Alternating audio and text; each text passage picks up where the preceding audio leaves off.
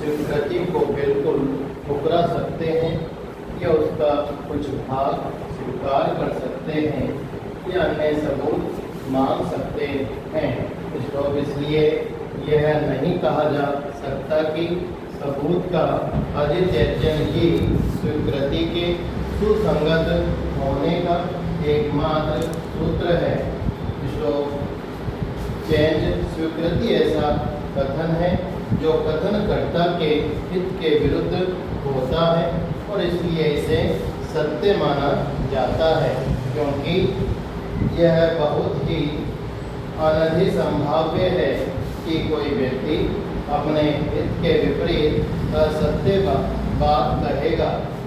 परंतु यह भी स्वीकृति के सुसंगत होने का पर्याप्त कारण नहीं है। एक इसलिए कि धारा 17 यह नहीं चाहती कि स्वीकृति का कथन कथनकर्ता के विरुद्ध ही हो। केवल इतना ही आवश्यक है कि कथन से किसी भी विवादित तथ्य या सुसंगत तथ्य के बारे में अनुमान लगता है कि चाहे यह अनुमान कथनकर्ता के विपरीत हो या अनुकूल। अधिनियम यह नहीं कहता कि स्वीकृति स्वयं को ही हानि पहुंचाने वाला कथन हो। स्वीकृति की परिभाषा में स्वार्थी कथन भी सम्मिलित किए गए हैं, यद्यपि यह आवश्यक है कि ऐसे कथनकर्ता द्वारा तभी सिद्ध किए जा सकते हैं जब धारा 21 के उपबंधों में आते हैं। जब किसी व्यक्ति का स्वार्थी कथन बाद में उसी के हित के विपरीत हो जाए तो उसका साक्ष्य उसके विरुद्ध स्वीकृति के रूप में दिया जा सकता है। चेंज एक अन्य कारण जो स्वीकृति की सुसंगति को कुछ सीमा तक स्पष्ट करता है वह यह है कि ऐसा साक्ष्य पक्षकार के कथन तथा उनके मामलों में भेद पैदा करता है और इससे उसके मामले को क्षति पहुंचती है। मान लीजिए कि वह ऋण वसूल करने के लिए घर पर वाद लाता है और घर के वही खाते दर्शाते हैं कि उसने ऋण लिया था और बाद में वह यह कहता है कि उसने ऋण नहीं लिया था। उसकी स्वीकृति उसके बचाव को काटती या खंडित करती है। यह भी कुछ ही सीमा तक सही है, क्योंकि सिद्धांत तो यह है कि प्रत्येक पक्षकार के कथन उसके विरुद्ध साबित किए जा सकते हैं, यद्यपि वह उसके द्वारा मामले में की गई बातों के खिलाफ हो चाहे न हो। चेंज अंतिम तथा सबसे महत्वपूर्ण आधार है कि जो भी बातें कोई पक्षकार मामले के तथ्यों के बारे में कहता है और वे चाहे उसके हित के अनुकूल हों या विपरीत, उन्हें सुसंगत मान लेना चाहिए, क्योंकि वे सत्य दर्शाती है। स्लेट लेरी बनाम फूले में बैरन पार्क ने कहा, जो कुछ भी पक्षकार कहता है वह उसके विरुद्ध साक्ष्य होता है। जो कुछ भी कोई पक्षकार स्वयं सत्य बताता है उसके सत्य होने की उपधारणा की जा सकती है। सभी आधारों की जांच के बाद फिक्सन ने निम्नलिखित सारांश बताया है। कुछ अपवादों को छोड़कर जो सिद्धांत समान रूप से फौजदारी तथा दीवानी कार्यवाही दोनों पर समान रूप से लागू होता है, वह यह है कि जो भी बात कोई पक्ष का सुसंगत तथ्यों के बारे में कहता है उसके विरुद्ध साक्ष्य होता है।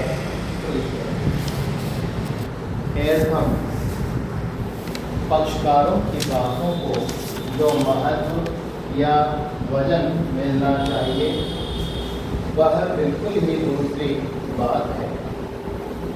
यह परिस्थितियों के साथ ज़्यादा या कम हो सकता है, तो इसका वजन तब ज़्यादा होता है जब यह कथनकर्ता के हित के विरुद्ध हो। स्टॉक चेंज उच्चतम न्यायालय के एक मामले में न्यायमूर्ति बेग ने कहा, यह बात भली भांति तय है कि स्वीकृति का प्रभाव बहुत सीमा तक स्वीकृति किन परिस्थितियों में की गई है पर निर्भर करता है। स्वीकृति का प्रारूप तथा यह किसके समक्ष की जा सकती है, इस बात का प्राय कोई महत्व नहीं होता है कि स्वीकृति किस व्यक्ति के समक्ष की गई है।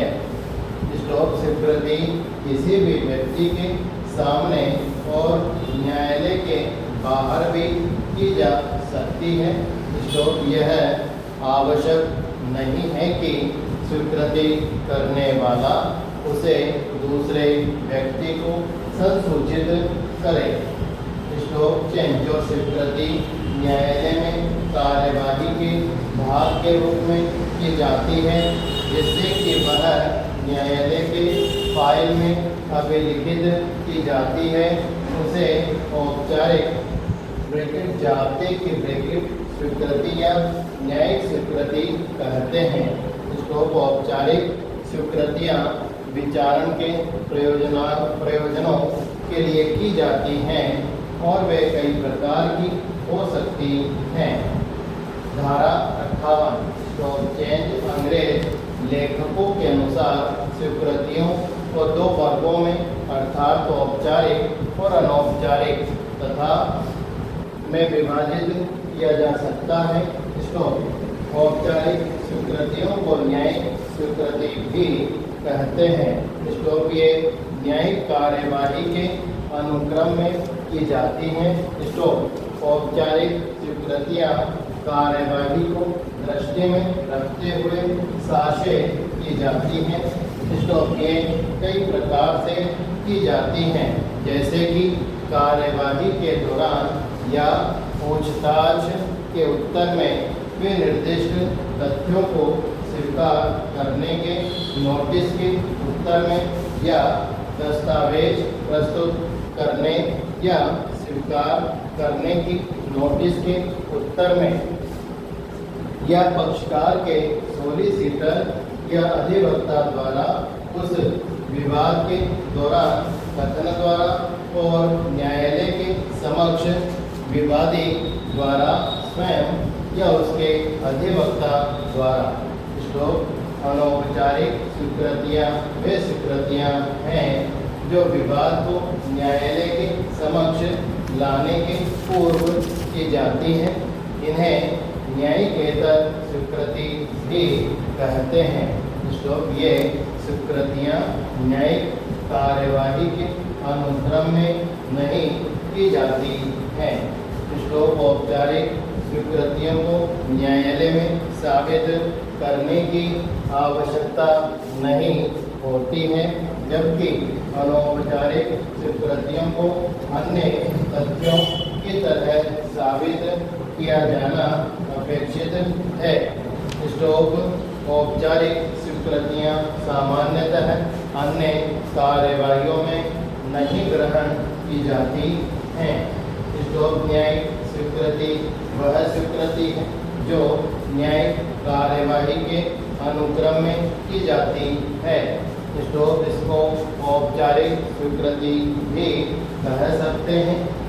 जो स्वीकृतियाँ स्पष्ट रूप से कार्यवाही में विचारण के पूर्व की जाती हैं, उन्हें औपचारिक या स्पष्ट स्वीकृतियाँ कहते हैं, ताकि उन्हें ऐसी स्वीकृतियों से भिन्न रखा जा सके जो अनौपचारिक तथा आकस्मिक रूप से पक्षकार द्वारा उसके हित के विरुद्ध की जाती हैं और जिन्हें साक्षियों द्वारा साबित करना पड़ता है।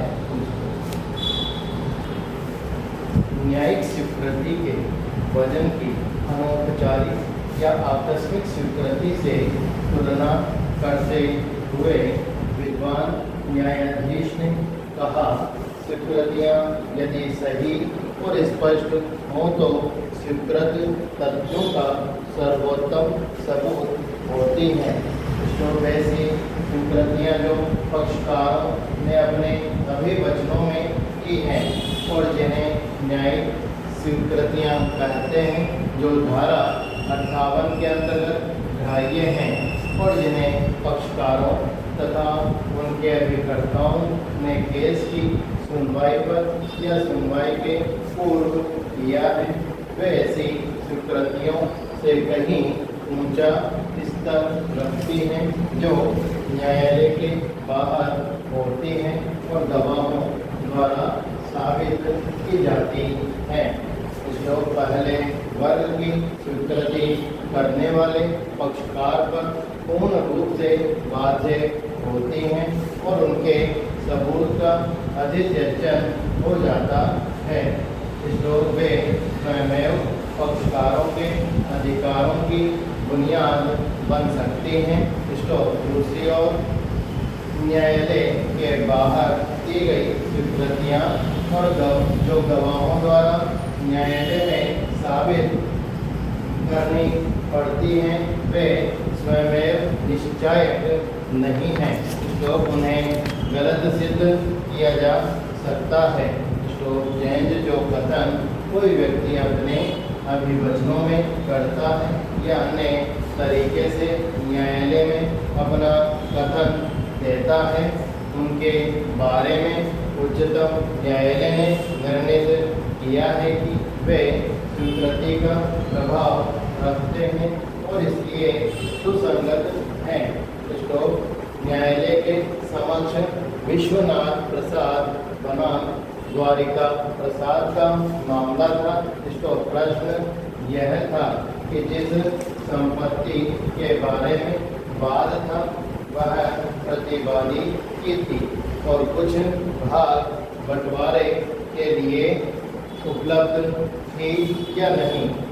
प्रश्नवाचक वादी ने एक अन्य वाद में कुछ बातें कही थी जिनसे यह प्रतीत होता था कि वह संपत्ति प्रतिवादी की थी। ऐसी ही स्वीकृति उस मामले में वादी तथा उसके पिता के अभिवचनों में थी। इसको सुसंगत साक्ष्य मानते हुए न्यायाधीश कृष्ण अय्यर ने कहा, स्वीकृतियाँ हमेशा स्वीकारकर्ता के विरुद्ध प्रभाव रखती हैं जब तक उनके बारे में कोई अन्य युक्ति युक्त स्पष्टीकरण न हो। परंतु इस वाद में कोई ऐसा युक्ति युक्त आधार नहीं बताया गया जिससे अभिलाषी यह कह सके कि दूसरे वादों में उसके कथन उसके खिलाफ साक्ष्य नहीं थे।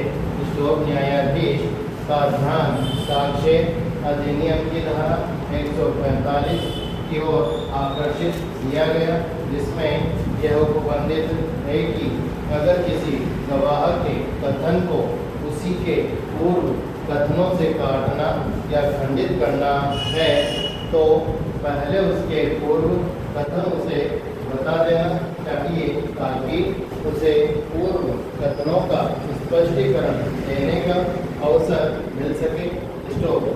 ऐसा इस बाद में नहीं किया गया था। इस दलील का उत्तर देते हुए न्यायाधीश कृष्ण अय्यर ने कहा,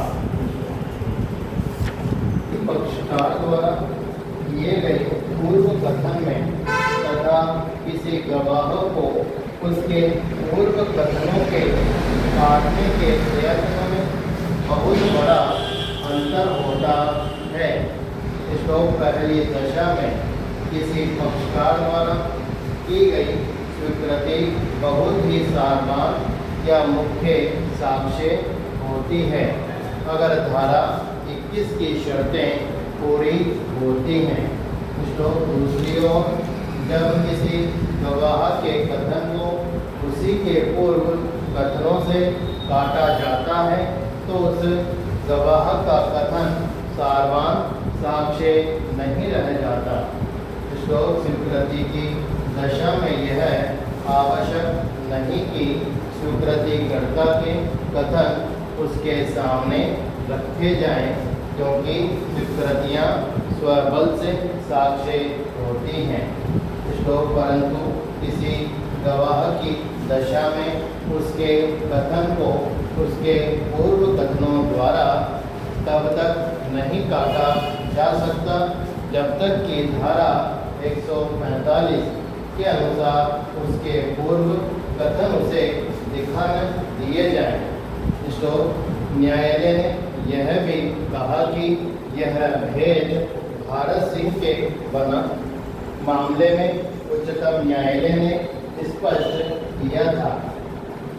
स्वीकृतियाँ धारा 17 और 21 को ध्यान में रखते हुए स्वयं सारवान या ठोस साक्ष्य हैं, यद्यपि वे स्वीकृत विषयों की निश्चायक सबूत नहीं है।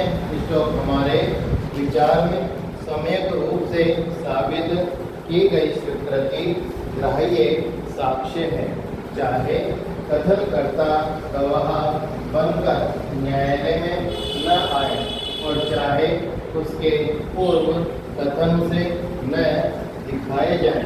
श्लोक स्वीकृति स्वीकार किए गए तथ्य का सारवान साक्ष्य है, जबकि पूर्व कथन जिससे कि किसी गवाह का खंडन किया जाता है कोई साक्ष्य नहीं होता और केवल गवाह की सत्यवादिता पर संदेह डालने का कार्य करता है। श्लोक स्वीकृति की सुसंगति तथा उसे जो वजन मिलना चाहिए उसका भेद भारत सिंह के मामले में बताते हुए उच्चतम न्यायालय ने कहा कि स्वीकृति का ग्राह्य होना विधि का नियम है, परंतु उसको क्या वजन मिलना चाहिए यह न्यायालय के विवेक पर निर्भर होता है।